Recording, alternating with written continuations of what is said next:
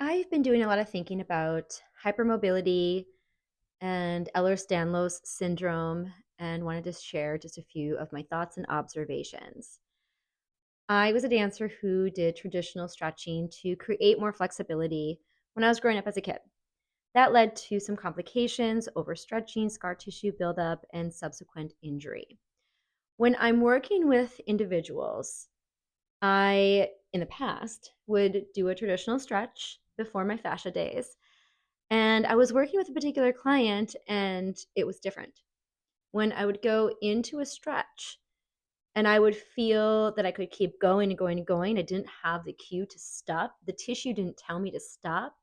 The client would say, "Whoa, whoa, whoa, I feel that so much." They had the potential to keep going and going and going. They could, but they felt it way before the cue even came to me. And it was different.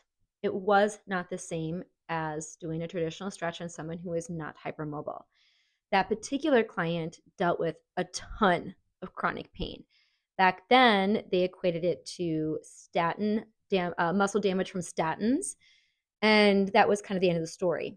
I began to research hypermobility. I learned about Ehlers-Danlos syndrome and proposed the idea of that to my client. At the time, I realized that this client did have a ton of mobility, but that was all I knew. Jump ahead many years, and now since been doing the fascia activations, not traditional stretching clients anymore. This story has changed a ton.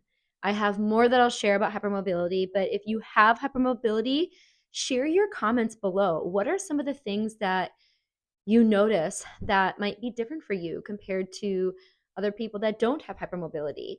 There are potential for really unique symptoms. There can be associations with digestive issues, amongst other things.